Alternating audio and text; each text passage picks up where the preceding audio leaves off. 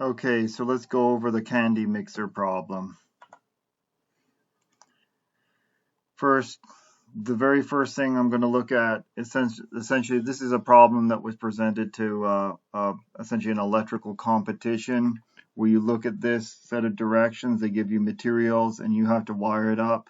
In this particular case, they're giving you a single pole double throw limit switch. So how does a single pole double throw limit switch look like?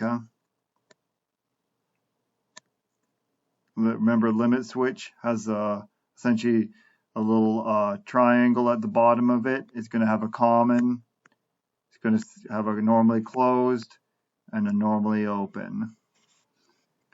Okay, so with start stop station, we've gone over that a lot of times. So the very first thing you know is you're going to have a stop and you're going to have a start.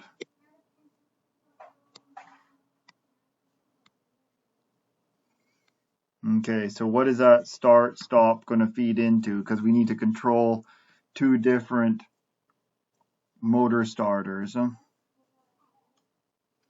So let's start with, we know we have to include M1 and we also have to include M2. So this limit switch, essentially, we have to figure out the logic of it. So let's look at what they say.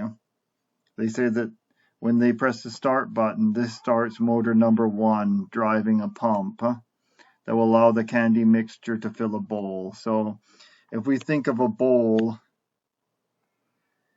and it's filled with candy and we have a limit switch on the side of it, and when that candy fills and then eventually hits that limit switch, it's going to change the set point. So once again, we're talking about set point. So how are we going to get M1 to run continuously?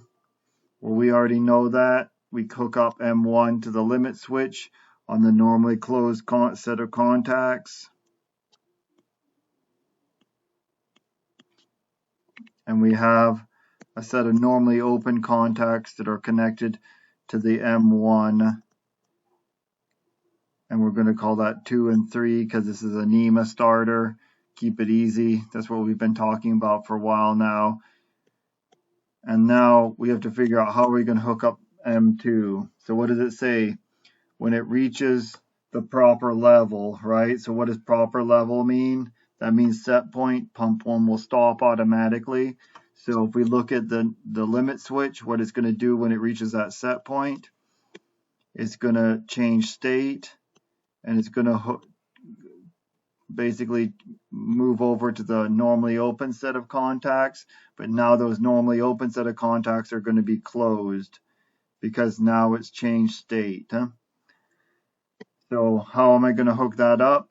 Just a straight wire over to M2. And now, once again, because M1 has been shut down, that opens up my M1 contacts. And I'm going to have to press on the start button again. So once I press on the start button again, I close that. It goes through the normally open and it turns on M number 2, which is controlling motor number 2.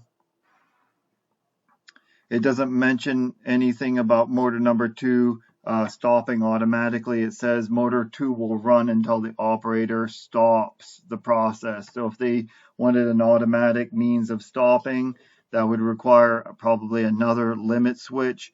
That way you could put in series with motor number 2 and would have an automatic means of stopping motor number 2. So let's get over to the last part of the problem. It says that motor 1 and 2 are protected by overloads and cannot start if one of the motors has an overload condition. So how do we do overloads that are protecting both M1 and M2? We just put them in series with each other. So motor number 1 and motor number 2 are going to be in series with each other. We'll call this overload 1. And that will be overload 2. And that is how you do the candy mixer problem.